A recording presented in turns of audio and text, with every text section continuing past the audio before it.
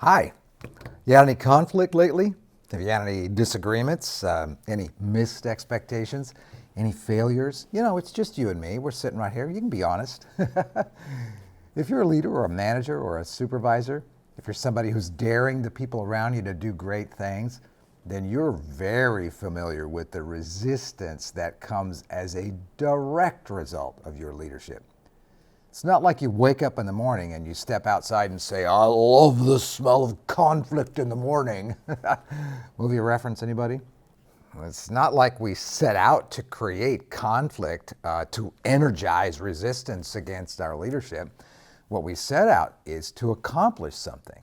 And as a leader, you know that not everybody is going to jump at the brilliance of your vision upon hearing it, although you might fantasize that about that kind of thing every once in a while on a deep, dark Saturday night.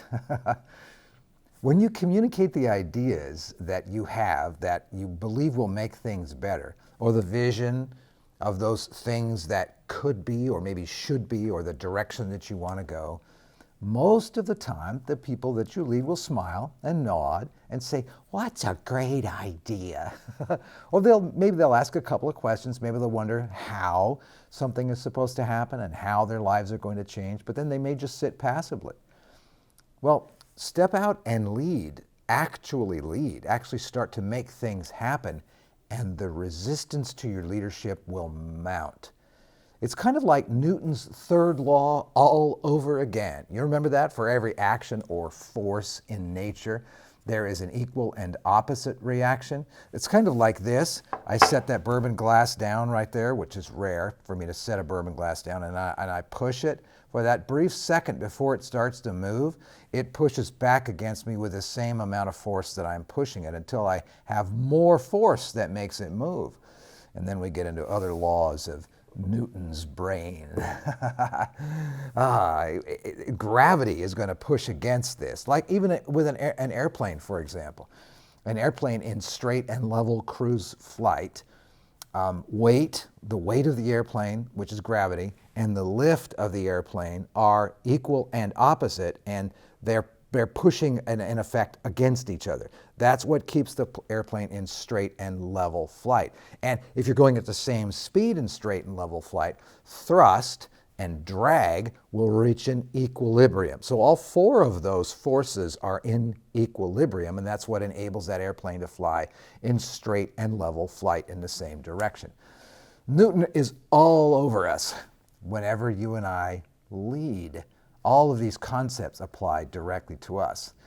There's a lot of reasons then why the people that you lead, most of whom you really care about and love, right? Why they resist change.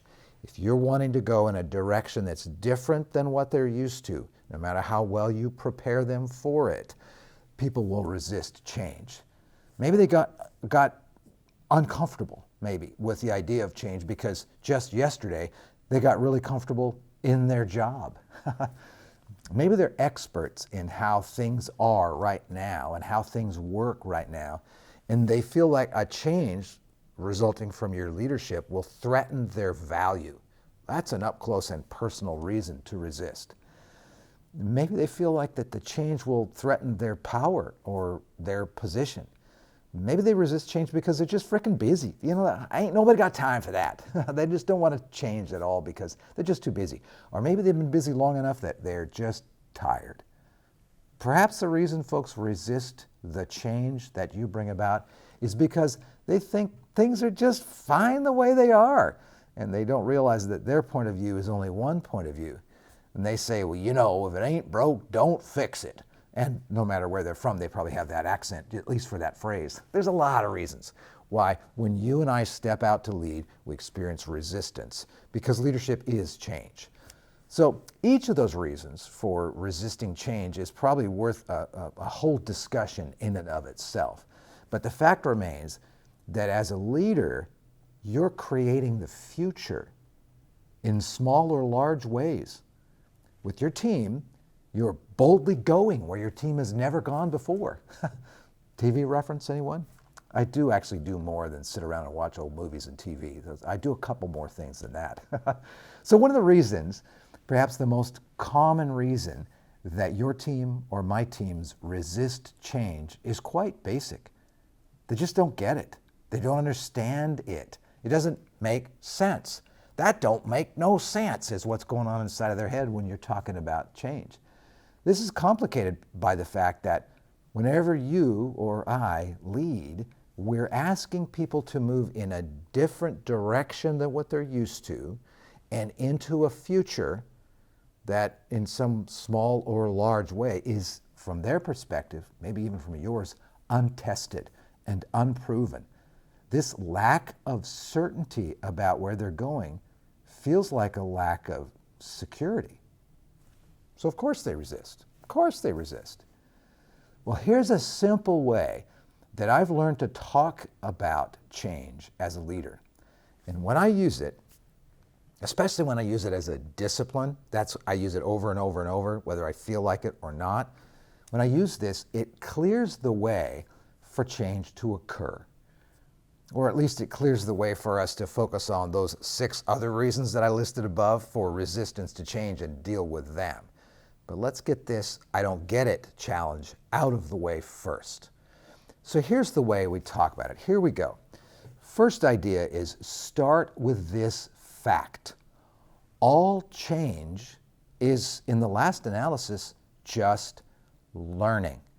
That's really what's happening. I need to learn, if you're asking me to change and to go in a different direction, I need to learn how to do it.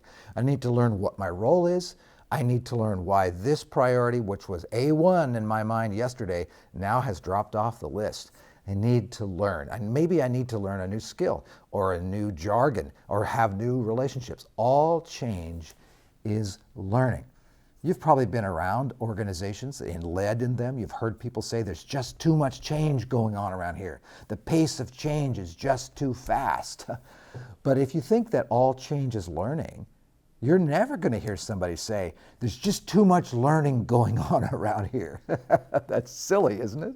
Well, let me share with you this simple graphic. So this graphic right here will illustrate this simple tool that I use. In a way, it's a couplet that shows up in our mind. So when you and I are going to talk about change as a discipline, which happens a lot, you may do it 5, 6, 7 times a day as that change becomes a reality or a new norm. We realize that what we want to say to people is, well, we know this and this and this and this and this, but we don't know this yet. Make sure you say the word yet, because that shows we're going to discover it. A lot of folks will get hung up on the we don't know this yet because they feel like we have to know everything before we change, especially folks who are rather risk averse. So first of all, we know this, but we don't know this yet. Then on the other axis up there, we know this is changing, but this is not changing. So when we put those two together, that forms how you and I talk about change. And when we zoom in on what we know, that is on the horizontal axis, and we know this, and we don't know that, we discover that eventually, or very, very quickly, we discover that we know a whole lot more than we don't know.